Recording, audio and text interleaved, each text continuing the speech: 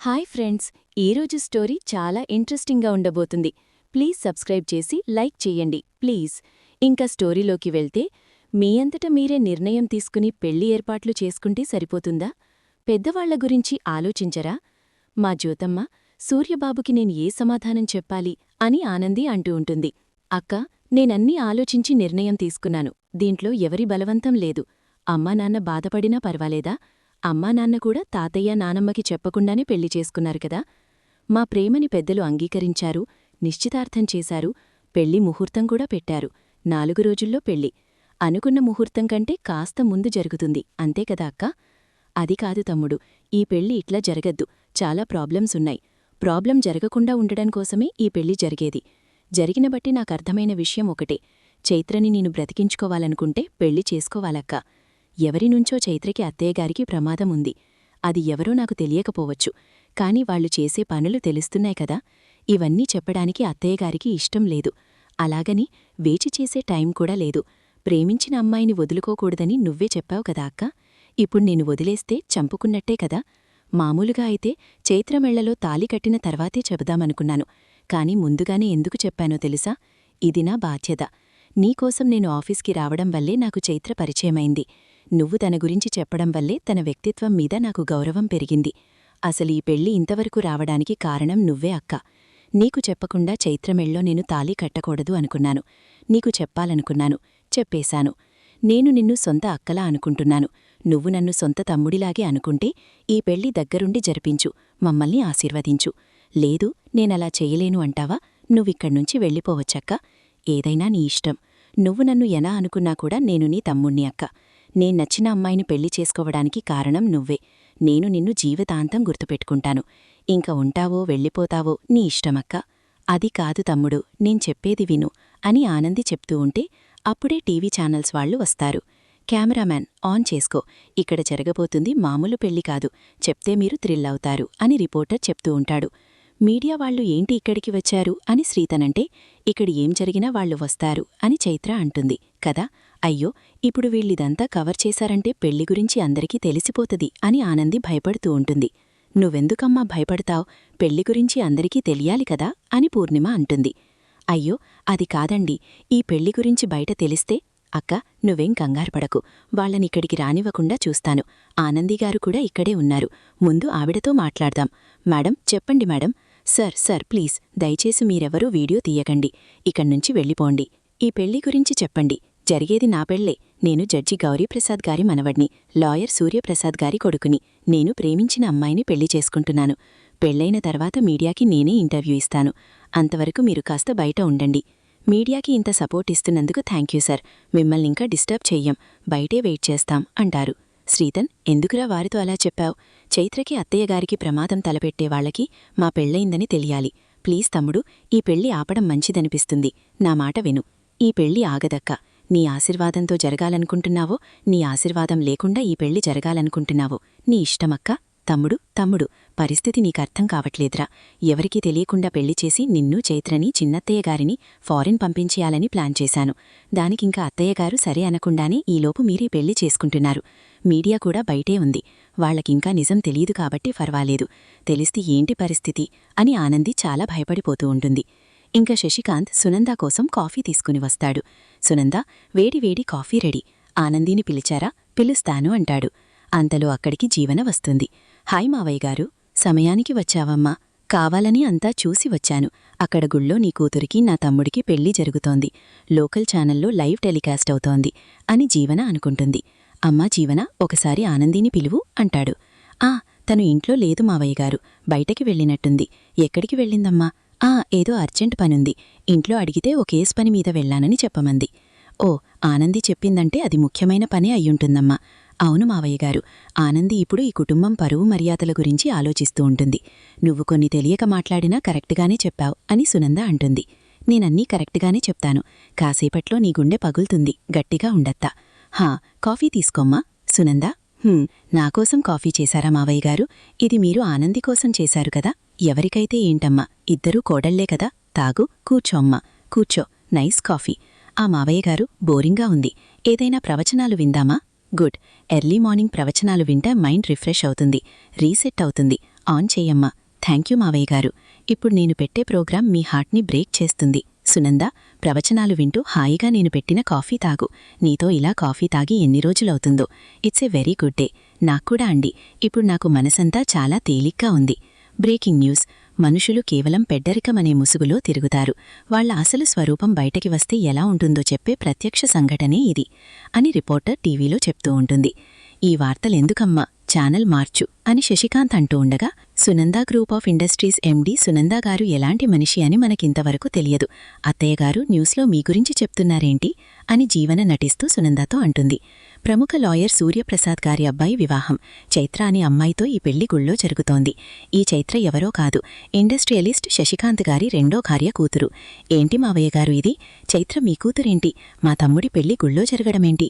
ఇది లోకల్ టీవీలో టెలికాస్ట్ అవడమేంటి అని జీవన ఏమీ తెలియనట్టు చెప్తూ ఉంటుంది.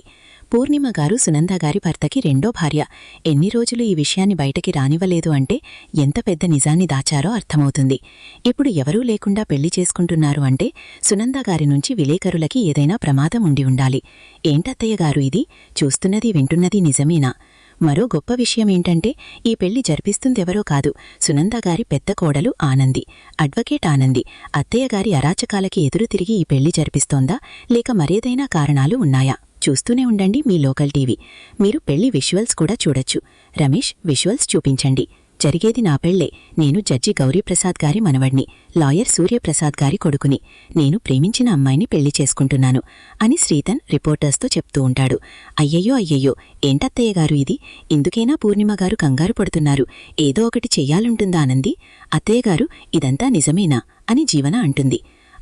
అది రామాలయమే కదా, పదండి వెళ్దాం. సునంద, ఇంకేం మాట్లాడకండి, రండి. సునంద, ఆగు మావయ్య గారు, నేను వస్తాను అంటూ జీవన కూడా వాళ్లతో వెళ్తుంది. ప్లాన్లో ఏం మార్పు లేదు. ఈ పెళ్లిని నేనాపలేనని నాకర్థమయ్యింది. చైత్ర పెళ్లిలో తాళి చట్టిన వెంటనే వీళ్ళిద్దర్నీ మీడియా ముందుకు వెళ్లనివ్వకుండా వెనుక డోర్లోంచి బయటికి తీసుకెళ్లిపోవాలి.